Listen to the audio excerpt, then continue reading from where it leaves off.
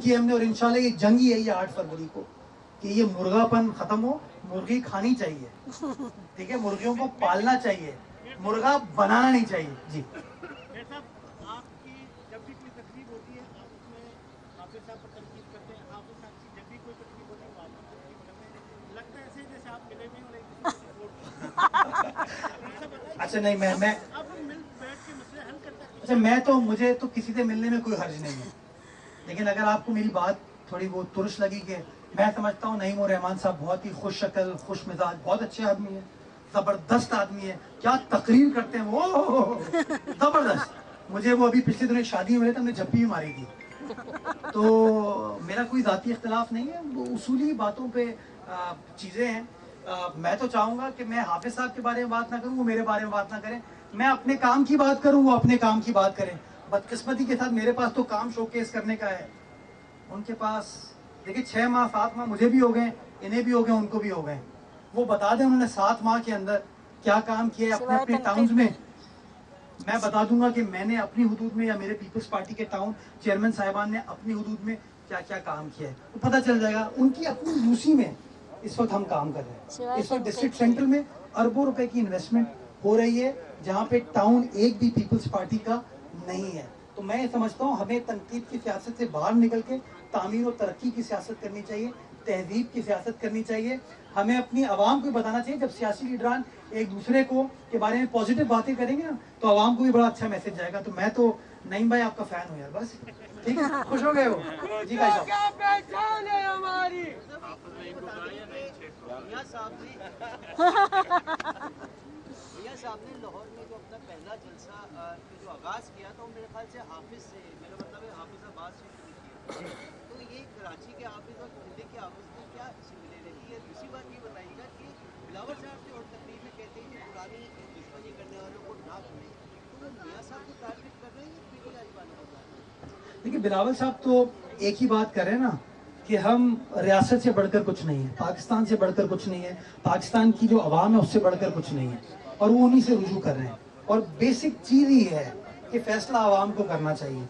मियाँ साहब मुल्क के 3 बार वज़ीर आज़म रहे हैं, वो मुतमन्नी है कि वो 4थी बार वज़ीर आज़म बने। ये मुझे बड़ी हैरत होती है कि मियाँ साहब अभी तक उस तरीके से कैनवस नहीं कर पाए। कराची शहर को देख लीजिए ना, सूबा सिंध को देख लीजिए, चले इतना बड़ा आदमी जो कि अपने आप को कहता है कि मैं अगला वज़ीर आज़म हूँ पाकिस्तान का, वो अभी तक हमारे पास नहीं आया। ये इस बात को शो करता है कि इनकी सिचुएशन क्या है। और मेरे ख्याल में जो अभी तक 2 जलसे ये कर पाए, ये अगेन इस बात की अक्कासी करता है कि ये लोग खुद कन्विंस नहीं है कि आवाम से उनको वोट पड़ेंगे या नहीं पड़ेंगे। आपके सामने है वो। और बिलावल साहब जो हैं वो आवाम से रुजू कर रहे हैं, क्योंकि पीपल्स पार्टी का हमेशा से नज़रिया यही है कि भाई आवाम के बेसिस के ऊपर ये तमाम चीज़ें होती हैं। बैकडोर एंट्री 2018 में भी इस कौम ने देख ली कि उसका नतीजा क्या हुआ।